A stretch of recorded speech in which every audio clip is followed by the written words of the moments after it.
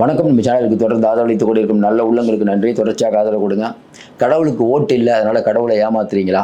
அதையும் தாண்டி கடவுள் சொத்தை அரசு அதிகாரிகள், பெரிய பணம் படைத்தவங்க, அரசியல்வாதிகள் இவங்கெல்லாம் ஆட்டையை போட்டுவிட்டீங்களேப்பா, இதெல்லாம் அரசாங்கத்துக்கு அடுக்குமா அப்படின்னு நீதிமன்றம் பல கேள்விகளை கேட்டிருக்குது. குறிப்பாக பார்த்தீங்கன்னா, ஆன்மீக அமைச்சர் மிக சூப்பராக பண்ணிகிட்ருக்கார் அப்படின்னு சிஎம் சொன்னதை கேட்டிருப்போம். நான் அதிகமாக கலந்துக்கிட்ட விழா சேகர் பாபு அவர்களுடைய அறநிலைத்துறை விழா தான் ரொம்ப பெருமையாக சொன்னார். ஏற்கனவே தியாகி அப்படின்னு சொல்லிட்டு அவர் நம்ம செந்தில் பாலாஜிக்கு ஒரு பட்டத்தை வேற கொடுத்தாரு. அவர் தியாகின்னா இவர் யார் அப்படின்னு நமக்கு ஒன்றும் புரியல. இவர் இன்னொரு தியாகியாக கூட இருக்கலாம். ஏன்னா கடவுள் சொத்தை காப்பாற்றுறது, அந்த சொத்தை சூப்பராக நிர்வகிக்கிறது, இதெல்லாம் முதலமைச்சர் சொல்கிறார் அவரை பற்றி. ஆனால் நீதிமன்றம் என்ன சொல்லுதுன்னா, கடவுளுக்கு வாக்குரிமை இல்லை, ஏழை கடவுளுங்கிறாங்க. இதான் இன்றைக்கி இருக்கக்கூடிய நிலவரம். அப்போ இன்றைக்கி நீதிமன்றம் சொன்னது என்ன? கரூர் வெண்ணமலையில் இருக்கக்கூடிய அந்த பாலசுப்ரமணியம் கோயிலில் நடக்கக்கூடிய அக்குறுமும். நீங்கள் கேட்கலாம், என்னங்க அங்கே மட்டும்தான் நடக்குது? ஏற்கனவே கள்ளழகர் கோயிலில் பணத்தை காணுன்னு நீதிமன்றம் சொன்னாங்க. பல ஊரில் பல கோயில்கள் சிதிலம் அடைஞ்சிட்ருக்குது, அதெல்லாம் சரியாக பராமரிக்கிறது இல்லை. பல கோயில்களில் பணம் பிரச்சனையாக இருக்குது. பணம் பிரச்சனைனா பணம் அங்கே வர பணம் ஒழுங்காக முறையாக செலவிடலை. அறங்காவலர் குழு அப்படிங்கிறவங்க சில பேர் நடுவில் அந்த பணத்தை ஆட்டையை போட்டுட்ருக்காங்க. அப்போ இவ்வளவும் தெரிஞ்சும் இன்றைக்கி ஹெச்ஆர்என்சி அமைதியாக இருக்கிறது அப்படி தான் வெளியில் மக்கள் சொல்கிறாங்க. பார்த்துட்டு இருக்க மக்கள் இன்றைக்கி பல கோயிலுக்கு போயிருக்கீங்க. உண்மையிலேயே இன்றைக்கி தமிழக அரசு கோயிலை ஒழுங்காக பராமரிக்குதுன்னு நீங்கள் நினைக்கிறீங்களா? எல்லா விதமான வசதியை, கோயில் சம்பந்தமான வசதியை பண்ணியிருக்காங்கன்னு நீங்கள் நினைக்கிறீங்களா? உங்கள் கருத்தை நீங்கள் பதிவிடுங்க. எந்தெந்த ஊரில் இருந்தாலும் அந்த கருத்தை பதிவிடுங்க. ஏன் சொல்கிறோம்னா, இப்போ எனக்கு கடவுள் நம்பிக்கை இல்லாமல் இருக்கலாம், பார்த்துட்டு இருக்க நிறைய பேர் கூட இல்லாமல் இருக்கலாம். ஆனால் நிறைய பேருக்கு இருக்குது. அப்போ இருக்கிறவங்களுடைய அந்த உணர்வு அப்படிங்கிறது ஏன்னா அவங்க உண்டியலில் காசு போடும்போது அது கோயிலுக்கு போகணுன்னு தான் அவங்க விரும்புவாங்க. அதை எடுத்து பல விஷயங்களுக்கு இந்த அரசாங்கம் செலவிடுது. அது ரைட்டு தான். கல்விக்காகவோ மருத்துவத்துக்காகவோ செலவிட நல்லது தான். நான் நல்லதுன்னு சொல்லுவேன். ஆனால் உண்டியில் போடுறவங்க இல்லை, அதெல்லாம் செலவிடக்கூடாதுங்க, கோயிலுக்கு தாங்க செலவிடணும்னு சொல்லுவாங்க. இன்றைக்கி என்ன நடந்துட்டுருக்குன்னா, இப்போ நம்ம சொல்கிற கரூர் பாலசுப்ரமணியம் கோயிலில் ஆக்கிரமிப்பு, அதாவது கோயில் சொத்தை பல பேர் கொள்ளடிச்சு வச்சுருக்காங்க. இதை அவங்ககிட்ட மீட்டெடுக்கணும்னு கோர்ட்டு சொன்னதுக்கு பிறகும் மீட்டெடுக்கலை. அதில் பார்த்தீங்கன்னா 37 பேர் அரசு அதிகாரிகள். இதுதான் ரொம்ப கேவலமான விஷயம்னே சொல்லலாம். அதாவது அரசியல்வாதிகள் தான் தப்பு பண்ணுறாங்கன்னா, அதிகாரிகள் அவங்களும் அவங்க பண்ணுக்கு ஆட்டையை போடுறாங்களே. அதாவது யாராவது ஒருத்தர் விசாரிப்பாங்க, நம்ம மாட்டிக்குவோங்கிற குறைஞ்சபட்சம் அந்த பயம் கூட இல்லையே. அப்போ என்ன அர்த்தம் அப்படின்னா, இந்த கேஸ் போட்டாங்கன்னா ஒரு 100 வருஷம் ஓடும், அதுக்குள்ள நம்ம செத்தே போயிடுவோம், அதுக்கப்புறம் பார்த்துக்கலாம் அப்படிங்கிற தைரியமாக. ஒரு பக்கம் செந்தில் பாலாஜியுடைய கேஸில் 2000 பேரை சேர்க்குறாங்க சாட்சியாக தமிழ்நாடு அரசு. அவர் இப்போ விசாரிக்கிறதுக்கு கிரிக்கெட் கிரவுண்டில் தான் விசாரிக்கணும்னு உச்சநீதிமன்றம் கேட்குது. அப்போ இந்த கேஸும் முடியாது. பல கேஸ் இந்தமாரி தான் இழுன்னு இழுத்து சொல்லுவோம்ல. இந்த கேஸ் எப்படி கொடநாடு வழக்கு சொல்லுவோம், கொடநாடு வழக்கு கண்டுபிடிக்கிறனால சிஎம் கண்டுபிடிச்சிருவார், 100 வருஷத்தில் கண்டுபிடிச்சிருவாங்க. மக்களே ரொம்ப இதாக பேசுகிறாங்க, என்னங்க அது நியாயம்? அப்போ இன்றைக்கி அறநிலையத்துறையினுடைய செயல்பாடுகள் என்ன?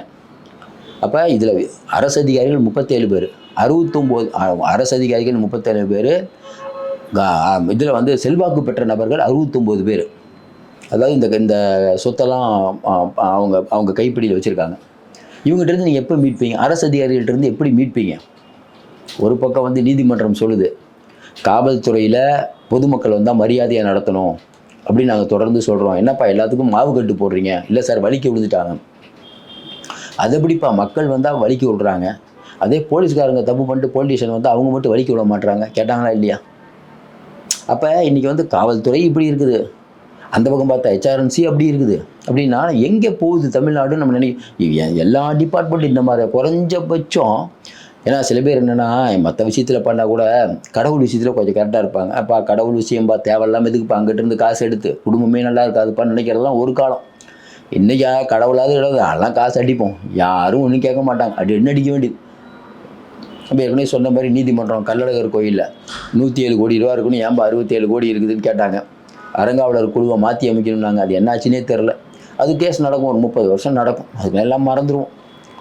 இங்கே மட்டும் இல்லை, இன்னொரு கோயிலில் இதே மாதிரி தான் ஆகம விதிகள் எல்லாம் பார்க்காம அங்கே கட்டடம் கட்டுறது, அந்த கட்டடத்துக்கு அங்கீகாரமே வாங்காமல் கட்டுறது.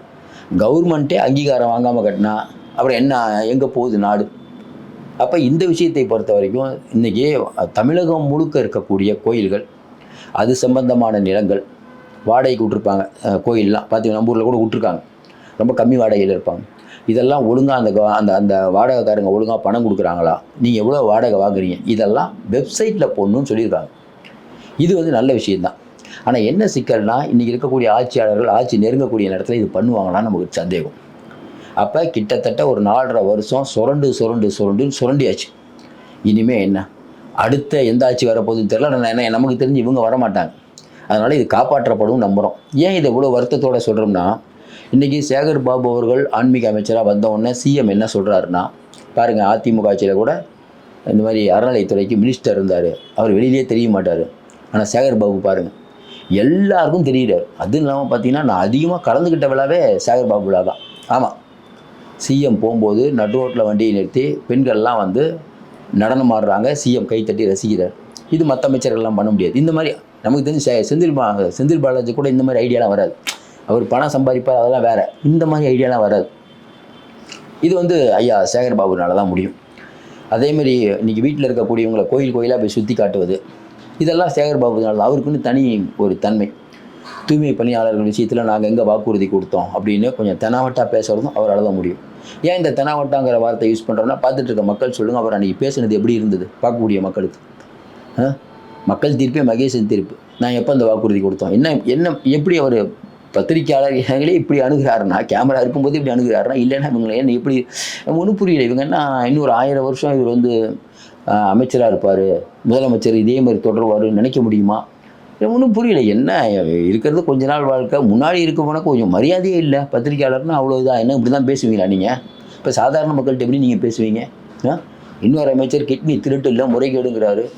இந்த லட்சணத்தில் உங்களை மறுபடியும் வேறு கொண்டு வரணுங்கிறீங்க. மறுபடியும் இப்பவும் சொல்கிறேன், வெளியில் மக்கள்கிட்ட இந்த அமைச்சர்கள் மீது அவ்வளோ கோவம். பொன்முடியெலாம் பார்த்தா மக்கள் என்ன நினைப்பாங்க? பெண்களை பற்றி எவ்வளோ அவதூறான பேச்சு. என்ன ஒன்று இதில் சிஎம் பரவாயில்லப்பா, ஸ்டாலின் பரவாயில்லப்பா, ஓடி ஆடி அந்த நல்ல பேர் ஸ்டாலினுக்கு உண்மையிலே இருக்குது. மக்கள்கிட்ட ஸ்டாலினுக்கு ஒரு நல்ல பேர். ஆனால் இந்த ஆட்சி அப்படிங்கும்போது இந்த அமைச்சர்கள் மேலே அவ்வளோ கோவம். அதனால தானே எம்எல்ஏக்களை விரட்டி விட்றாங்க. இன்றைக்கி நேற்று வந்து நம்ம துணை முதல்வர் உதயநிதி வீட்டில் முற்றுகையிடுறாங்க. இதெல்லாம் எப்படி மக்களுடைய ஒரு அளவுக்கு தாங்க பொறுப்பாங்க. ஒரு அளவுக்கு மீறி கோவம் எல்லாம் மீறி போச்சுன்னா என்னங்க பண்ணுவாங்க? நல்லா யோசிச்சு பாருங்க. இப்போ நம்ம பேசுகிறது நீதிமன்றம் சொன்னதுனால தானே பேசுகிறோம். இதுக்கு கூட வந்து நாங்கள் வந்து முருகன் தந்தை பெரியார் வழியாக, ஆனால் முருகன் மாநாடு நடத்துவாங்களாம். கேட்டால் தந்தை பெரியாரையும் அந்த கொள்கை அவங்களும் ஓட்டு போடணும், தெய்வ பக்தி இருக்கவங்களும் ஓட்டு போடணும். ஒட்டகத்துக்கு யாகம் பண்ணி அது ஒரு ஃபோட்டோ. ஏன்னா இதெல்லாம் அவங்க தெய்வ பக்தியில் இருக்காங்கிறது காட்டுறதுக்கான். யாரை ஏமாற்ற பார்க்கிறீர்கள்? மக்களை ஏமாற்ற நீங்கள் ரொம்ப முயற்சி பெறும், நல்லா தெரியுது. இதில் என்னென்னா, நம்ம கூட்டணி வலிமையான கூட்டணி. இதில் வேறு சிஎம் கார்டில் சொல்கிறார் இப்படின்னு பண்ணிட்டாராம். அது என்ன நமக்கு ஒன்றும் புரியல. அது பெரிய அளவுக்கு வைரல் ஆகிடுச்சான். சிஎம் சொல்கிறார், நான் சாதாரணமாக இப்படின்னு பண்ணேன், அது பெரிய அளவுக்கு வைரல் ஆகிடுச்சு. அதாவது என்னன்னாங்க, இந்த யூடியூப்பில் வீடியோக்கு லைக் போடுறாங்கல்ல, அந்த ரேஞ்சுக்கு ஆகிட்டார் நினைக்கிறவர். முதலமைச்சர் போட்ட வீடியோ 2 கோடி பார்வையாளர்களை கடந்ததான். இவங்களே எல்லாம் பூஸ்ட் பண்ணி ஏற்கனவே அல்வா வீடியோ போட்டாங்க, அப்பா வீடியோ போட்டாங்க. நல்லா யோசனை பாருங்கள். அப்பான்னு ஒன்று சொன்னார்ல, அது எடுபடிச்சா மக்கள்கிட்ட? மக்களே இயற்கையிலேயே கூப்பிடணுங்க. அதான் சொல்லி வச்சு கூப்பிட்றது எந்த விதத்தில் சரின்னு தெரில. இதையும் தாங்கிக்கிட்டு மக்கள் வந்து எப்படி பொறுமையாக இருக்காங்கன்னு ஒன்று உண்மையே புரியல. இதையும் தாண்டி ஒரு 10 பேர் இல்லை. இப்போ என்னென்னா, அந்த மக்களுக்கே ஒரு சந்தேகம், இவ்வளோ கொடுமைகள் நடக்குது. சில மக்களுக்கெல்லாம் அந்த யூடியூப் ஃபேஸ்புக்கில் இருக்கிற நுணுக்கம்லாம் தெரியாது. நினைக்கிறாங்க, என்னங்க இப்போ நான் பேசுகிறேன், கீழே பார்த்தீங்கன்னா 10 பேர், உன்னை பற்றி எனக்கு தெரியாதா, நீங்கள் திமுக பற்றி எப்பயும் தப்பாக தான் பேசுவீங்க. யார் திமுக என்ன நல்லது பண்ணுறச்சு நல்லது பற்றி பேசுகிறதுக்கு? ஒன்றும் புரியல. மக்கள் நினைப்பாங்க, ஒருவேளை திமுக ஆதரவாக இருக்குமோன்ட்டு. அவங்களாம் என்னென்னா, இந்த 200 வாங்கிட்டு கமெண்ட் போடுறவங்க, காசு கமெண்ட் போட்டு நம்மளை எவ்வளோ திட்டுறாங்களோ அவங்களுக்கு அவ்வளோ காசு. அதனால் சில மக்களுக்கு தெரியாமல் இருக்கும், தெரிஞ்சுக்குவாங்க. இப்போ நம்மளாம் பார்த்துட்டு வந்து பிடிச்சிருந்தா கருத்து சொல்லுவோம், எல்லாமே இதே கடந்து போயிடுவோம். அவங்களாம் அப்படி இல்லை. நம்ம எங்கேயாவது வீடியோ நம்ம போட்டோம்னா நம்மலாம் வந்து திமுக எதிர்ப்புன்னு அவங்களுக்கு தெரியும். ஆமாங்க, அரசாங்கம் வந்து இன்றைக்கி வந்து ஆட்சி நடத்தக்கூடிய கட்சி தான் சார் விமர்சிக்க முடியும், சொல்லுங்கள். பிஜேபி தான் விமர்சிக்கிறோம். ஆட்சியில் இருந்து அவங்கள தான் திட்டுவோம். நம்ம அடுத்து எந்த ஆட்சி வந்தாலும் நம்ம பேச தான் போகிறோம். இப்போ நீங்கள் தானே இருக்கீங்க, சொன்னது என்ன செய்கிறது என்ன, அது கேட்கக்கூடாதா? இப்போ கோர்ட் சொல்கிறது தான் நம்ம பேசுகிறோம். தனிப்பட்ட யாராவது ஒருத்தர் சொல்லி பேசுகிறோமா? கோர்ட் சொல்கிறது இல்லை, கோர்ட் சொல்கிறது உண்மையா இல்லையா? அப்போ இதெல்லாம் பேசினா வெகுண்டு எழுந்து வருகிறார்கள், மக்கள் பார்த்து கொண்டிருக்கிறார்கள். மறுபடியும் சொல்கிறோம், சேகர் பாபு அவர்கள் வரக்கூடிய தேர்தலில் பதவி இல்லைன்னு வச்சுக்கோங்களேன், பல கேஸ் இருக்குன்னு பொழுது அவர் மேலே போடுவாங்க. ஆமாங்க, நிறைய கேஸ் போடுவாங்கல்ல. இப்போ ஏகப்பட்ட கேஸ் இருக்குதே. கோயில்கள், அது ஆன்மீக பிஜேபி இதெல்லாம் சும்மா விடுமா? இதெல்லாம் அவங்களுக்கு வேலையே. ஏகப்பட்ட வேலைகளை பண்ணுவார்கள். அதாவது பதவி வரும்போது பணிவு வர வேண்டும், துணிவு வர வேண்டும் தோழான்னு சொன்னாங்க. இங்கே அப்படி இல்லை. பதவி வந்தால் அந்த பதவி யார் கொடுத்தாங்களோ அவங்கள்ட்ட மண்டிக்கிட்டு இன்னும் எவ்வளோ சம்பாதிக்கலாம், ராஜராஜ சோழன், ராஜேந்திர சோழன், இளம் பெரியார்னு சொல்லி எந்த அளவுக்கு நம்ம வந்து ஓவராக கூவுறோமோ அதுக்கப்புறம் அதுக்கு அதுக்கு தகுந்த காசு கிடைக்குங்கிறதுனால ஓவராக கூவி கொண்டிருக்கிறார்கள். மக்கள் பாவம், ஏழை மக்கள் இவங்க கொடுக்குற 5000 ரூபா 10,000 ரூபா இதெல்லாம் ஆசைப்பட்டு ஓட்டு போட்டுருவாங்கன்னு நினைக்கிறாங்க. அது மாதிரி கொஞ்சம் பேர் ஓட்டு போடுவாங்க, அதெல்லாம் இல்லைன்னு நான் மறுக்கல. ஆனால் வெகு நாள் உங்களுடைய படம் ஓடாது, ரீல் அருந்து போய் ரொம்ப நாள் ஆச்சு. வரக்கூடிய தேர்தல் அதை கண்டிப்பாக முடிவு கட்டும். தொடர்ந்து ஆதரவு கொடுங்கள். மீண்டும் சந்திப்போம். நன்றி, வணக்கம்.